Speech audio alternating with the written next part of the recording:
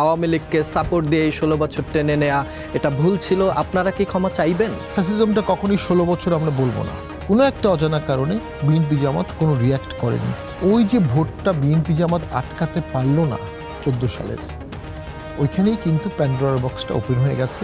জাতীয় পার্টি যদি ভোটে না যেত তাহলে জাতীয় পার্টির কোনো একটা অংশকে ভেঙে লাঙল দিয়ে জোর করে ভোটটা করানো হতো। যারা আমাদেরকে বলবে যে আমরা সক্রিয়ভাবে মাঠে ছিলাম না, যে ব্যক্তি বলবে, তাদের বেশিরভাগই আমি যে রোলটা বললাম এর থেকে বেশি রোল পালন করেনি।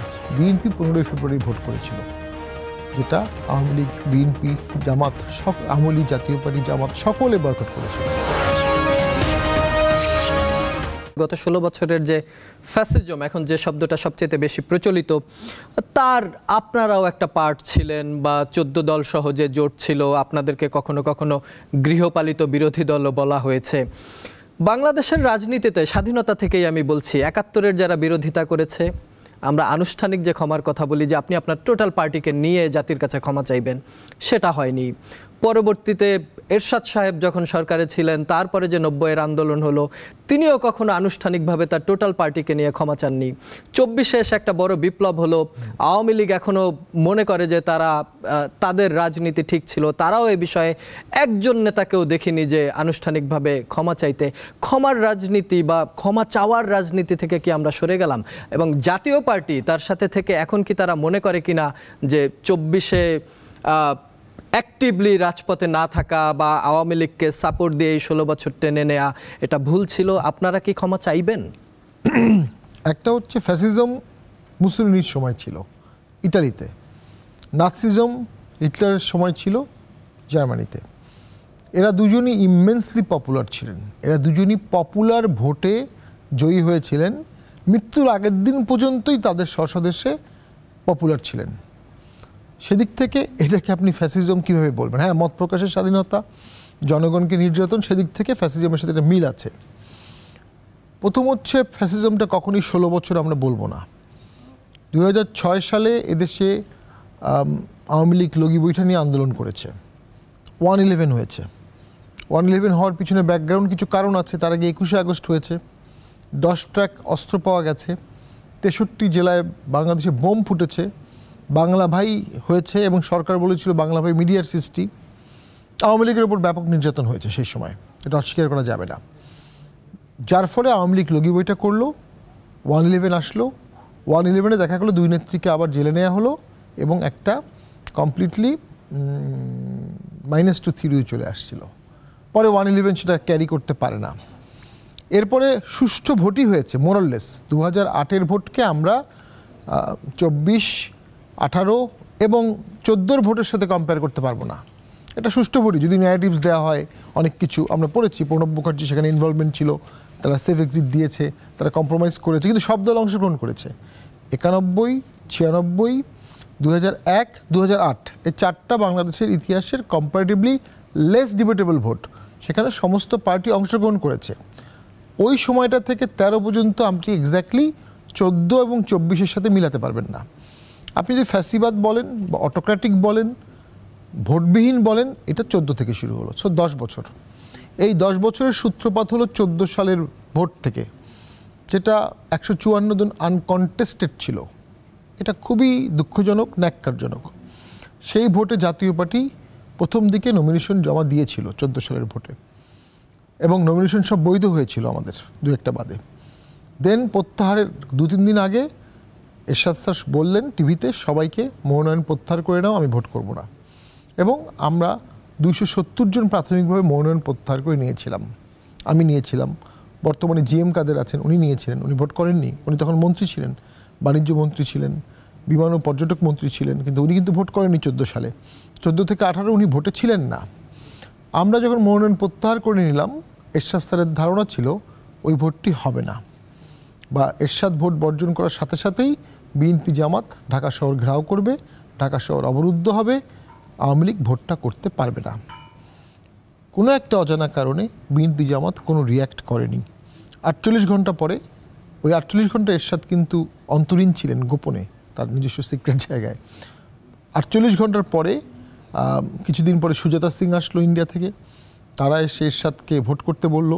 এরশাদ সাংবাদিকদের সামনে বললেন আমি একতরফা ভোটে যাব না এবং এখানে সুজাতা সিংয়ের নাক গলানো উচিত না, এটা কিন্তু ভয়ঙ্কর বিষয়, ডিপ্লোম্যাটিক নর্মসের বাইরে উনি কথা বলে ফেলেছিলেন পাবলিকলি। তারপরে তো তাকে কলার ধরে প্র্যাকটিক্যালি সিএমএইচে নিয়ে যাওয়া হয় এবং তাকে ওখানে আটকে রাখা হয়। এই অবস্থায় দেশে ভোট হয়ে যায়। সেই ভোটে একটা সরকার আসে, সেই সরকারে প্রথম দিন শপথের পরে উনি শপথ নেন। ওই যে ভোটটা বিএনপি জামাত আটকাতে পারল না 14 সালের, ওইখানেই কিন্তু প্যান্ডোরার বক্সটা ওপেন হয়ে গেছে। ওটারই কনসিকুয়েন্সে 18 সালে ভোট হলো, ওটারই কনসিকুয়েন্সে 23 সালে ভোট হলো। প্র্যাকটিক্যালি 14 সালের পরে জাতীয় পার্টির নিয়ন্ত্রণ আর পুরোপুরি জাতীয় পার্টির হাতে ছিল না, এটা আমি অকপটে স্বীকার করছি। জাতীয় পার্টি দুটো ভাগ হয়ে গেছিলো, একটা হচ্ছে 14 ভোটে অংশগ্রহণকারী অংশ, আরটা হচ্ছে 14 ভোট বর্জনকারী অংশ। জিএম কাদের আমরা ছিলাম বর্জনকারী অংশ, আর একটা অংশগ্রহণকারী অংশ ছিল। দেন 18 ভোটে গিয়ে যখন সবাই অল ইনক্লুসিভ ভোট হলো, তখন সেখানে জাতীয় পার্টির সাথে আওয়ামী লীগের জোট হয়েছে, এটা খুব নর্মাল। বিএনপির সাথে জামাতের জোট হয়েছে, খুব নর্মাল। সেই ভোটটা নিয়েও কিছু প্রশ্ন আছে। 24 সালের ভোটে গিয়ে বাইডেন জাতীয় পার্টি যদি ভোটে না যেত, তাহলে জাতীয় পার্টির কোনো একটা অংশকে ভেঙে লাঙল দিয়ে জোর করে ভোটটা করানো হতো। যখন একটা দেশের নির্বাচন কমিশন সুষ্ঠু থাকে না, বিচার বিভাগ সুষ্ঠু থাকে না, মিডিয়া নিয়ন্ত্রিত থাকে, তখন civil society fully controlled, police প্রশাসন বিজেপি সবাই কন্ট্রোলে থাকে, তখন আসলে আপনি পুরোপুরি স্বাধীন রাজনীতি করতে পারার সুযোগ খুব কম। তবে জাতীয় পার্টি 24 সালের ভোটের পরেই জিএম কাদের কিন্তু ভোটের একটা রেজাল্ট অ্যাসেসমেন্ট দেখিয়েছিল সংসদে, যে পরিমাণ ভোট কাস্টিং দেখানো হয়েছে এই পরিমাণ ভোট কাস্টিং অসম্ভব, উনি অঙ্ক দিয়ে দেখিয়ে দিয়েছিলেন। দেন আন্দোলন শুরু হলো। আন্দোলনটা প্রথমে ছিল বৈষম্য বিরোধী। জিএম কাদের সংসদে বললেন যে এই ছাত্ররা বীর মুক্তিযোদ্ধা, বীর সেনা, তারা বৈষম্য বিরোধী আন্দোলন করছে। এরপরে যখন ছাত্র মারা গেল, বিশেষ করে আবু সাইদ যখন মারা গেল, জিএম কাদের এবং রংপুরের মেয়র মোস্তফা তারা কিন্তু আবু সাইদের কবরে প্রথম রাজনীতিবিদ যারা গিয়েছিলেন। রংপুরের লোকজন রাস্তায় নেমে এসেছিল জাতীয় পার্টির নেতৃত্বে, জাতীয় পার্টির পানি খেয়েছে সবাইকে, আমাদের নেতাকর্মীরা পালিয়েছিল, আমাদের কয়েকজন ছেলেপেলের নামে মামলা হয়েছে, 4-5টা ছেলে 19 দিন জেলে ছিল, 2 জন শ্রমিক পার্টি মারা গেছে আমাদের পার্টির। আমি সেই সময় 16 জুলাই থেকে 4 আগস্ট পর্যন্ত কনসিস্টেন্টলি টকশোতে ছাত্রদের পক্ষে কথা বলেছি। 4 তারিখে বলেছি শেখ হাসিনার কালকেই পদত্যাগ করা উচিত, কালকেই জাতীয় সরকার করা উচিত, কেয়ারটেকার সরকার করা উচিত, সংসদ ভেঙে দেওয়া উচিত। এখন যারা আমাদেরকে বলবে যে আমরা সক্রিয়ভাবে মাঠে ছিলাম না, যে ব্যক্তি বলবে, তাদের বেশিরভাগই আমি যে রোলটা বললাম এর থেকে বেশি রোল পালন করেনি। তবে অবশ্যই এটা বলবো, বিএনপি জামাত কনসিস্টেন্টলি 12 সাল থেকে মাঠে ছিল, ছাত্ররাও ছিল এবং রক্ত দিয়েছে তারা।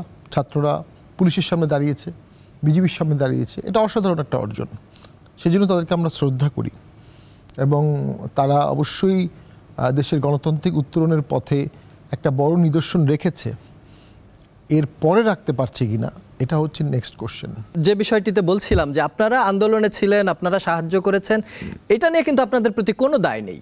আপনাদের মূল দায় হচ্ছে যে 16 বছর আপনার আওয়ামী লীগের, এটা আপনি কিন্তু আপনার ওই বক্তব্যেও বলেছেন যে শ্রীলঙ্কায় বা অন্য জায়গাগুলোতে যেভাবে একনায়কতান্ত্রিক সরকার, শেখ হাসিনা বা বিএনপি, আওয়ামী লীগ, জামাত, আপনারা সবাই মিলে কিন্তু গণতন্ত্র, কিন্তু সরকারটা চলছিল অন কাইন্ড অফ একনায়কতন্ত্রের মতো করে। সেখানে যে আপনারা যে সহযোগিতা করেছেন, আমি যে প্রশ্নটি আপনাকে বিরতির আগেও করেছিলাম যে আমরা কেন সরি বলি না। জি, প্রথম হচ্ছে আমরা ভোটে অংশগ্রহণ করেছিলাম। শুধু ভোটে অংশগ্রহণ করা একটা নিন্দনীয় ভোটে, এটা কোনো পলিটিক্যাল অপরাধ হতে পারে না। তারপরও আমি মনে করি আমাদের কোনো কাজে যদি কেউ দুঃখ পেয়ে থাকে, যেমন 24 সালের ভোটে আমি অনুভব করি অন্য দলগুলো চাচ্ছিল যেন জাতীয় পার্টি অংশগ্রহণ না করে, আমরা অংশগ্রহণ করেছি বলে তারা কষ্ট পেয়েছে, দুঃখ পেয়েছে। কিন্তু আমাদেরকে বাদ দিয়েও কিন্তু আওয়ামী লীগ 70 জন স্বতন্ত্র পাশ করিয়ে রেখেছিল এবং প্রায় আমার ক্ষেত্রেও তাই হয়েছে। আমার আসনেও আওয়ামী লীগের একজন স্বতন্ত্র পাশ করেছে। প্রত্যেক আসনেই তারা স্বতন্ত্র রেখেছিল, যদি জাতীয় পার্টি ভোট বর্জন করে তারপরে তারা তাদেরকে দিয়ে ভোট করাবে এবং জাতীয় পার্টি ছাড়াও তারা সরকার গঠন করবে, দেশ চালাবে। ফ্যাক্ট রিমেইন, জাতীয় পার্টি অংশগ্রহণ করা না করার কারণে সরকার টিকে ছিল অথবা সরকার পতন হয়েছে ব্যাপারটা তা না। এখানে একটা ভূ রাজনৈতিক ব্যাপারও আছে। যখন আওয়ামী লীগ 8 বা 9 সালে ক্ষমতায় আসে, তখন জঙ্গিবাদ, ইসলামাইজেশনের বিরুদ্ধে একটা গ্লোবাল ট্রেন্ড ছিল।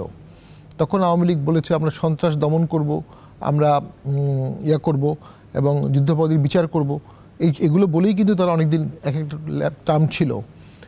18 সালের আগে দেখা গেছে তারা রোহিঙ্গাকে বাংলাদেশে ঢুকে গেছে, এবং 18 সালের ভোটটা যতই ডিস্টার্বড হোক ইন্টারন্যাশনাল কমিউনিটি কিন্তু ওভার রিয়্যাক্ট করেনি।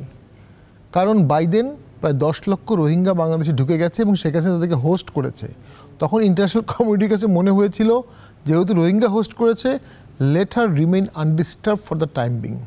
সো যখন বিপ্লবের ফল পেকেছে, যখন আওয়ামী লীগের পতনের সময় হয়েছে, তখন তার পতন হয়েছে। জাতীয় পার্টির থাকা না থাকার সাথে এটা কোনো সম্পর্ক নাই।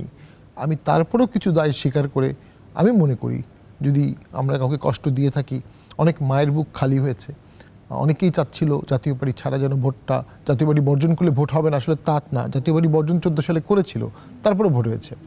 তো আমরা মনে করি আমাদের কিছু পলিটিক্যাল দায় অবশ্যই আছে, যে পলিটিক্যাল দায়ের জন্য আমরা অবশ্যই দুঃখিত। আমরা দুঃখটা মেনে নিই এবং সামনে আগাতে চাই। এখন ভোটে অংশগ্রহণ বা খারাপ ভোট করার দায় যদি আমাদেরকে কেউ দেয়, বিএনপি 15 ফেব্রুয়ারি ভোট করেছিল, যেটা আওয়ামী লীগ, বিএনপি, জামাত, আওয়ামী লীগ, জাতীয় পার্টি, জামাত সকলে বয়কট করেছিল। বিএনপি 194 দিন আন্দোলন হয়েছিল কেয়ারটেকারের, তারপরে একটা ভোট করা হলো মাত্র 30 দিনের জন্য। আবার 86 সালের ভোটে জামাত অংশগ্রহণ করেছিল। 86 সালের ভোটটা কিন্তু বিএনপি বলে একতরফা, সম্পূর্ণ বিএনপি অংশগ্রহণ করেনি। 8 সালের ভোটে আমাদের বিরোধী দলের নেতা ছিলেন আসম রব, উনি ভোটে অংশগ্রহণ করেছিলেন। ফ্রিডম পার্টি অংশগ্রহণ করেছিল। তো আসম রব তো বর্তমানে অবশ্যই আওয়ামী লীগ বিরোধী আন্দোলনের অত্যন্ত গুরুত্বপূর্ণ নেতা, আমি তাকে অনেক শ্রদ্ধা করি। বাংলাদেশের ইতিহাসের অংশ, one of the few remaining politician যারা আসলেই বাংলাদেশের ইতিহাসের অংশ, তার মধ্যে তিনি একজন। তিনি 88 সালের ভোটে বিতর্কিত ভোটে অংশগ্রহণ করেছিলেন। তো কোন রাজনীতিবিদ, কোন দল বিতর্কিত ভোট করেনি বা অংশগ্রহণ করেনি, সেটি কোনো বড় অপরাধ না। আমাদের বিরুদ্ধে এখন যারা অভিযোগ তুলছে, বিশেষ করে আমরা দেখি এনসিপিরা তোলে, গণ অধিকার পরিষদ তোলে, সো তারা এটা তুলছে বিকজ তারা মনে করছে জাতীয় পার্টি থাকলে হয়তোবা তাদের ভোটের হিসাব মিলবে না। তো তাদের সাথে আমাদের কোনো আসনের দ্বন্দ্ব নাই, তাদের সাথে আমাদের খুব আদর্শিক দ্বন্দ্ব নাই, কিন্তু তারা আমাদেরকে প্রতিনিয়ত আঘাত করছে, পার্টির পিছনে আগুন দিচ্ছে, বক্তব্য দিচ্ছে, মিছিল করছে আমাদের বিরুদ্ধে। তো এটি তো আসলে সুষ্ঠু গণতান্ত্রিক চর্চা অবশ্যই না।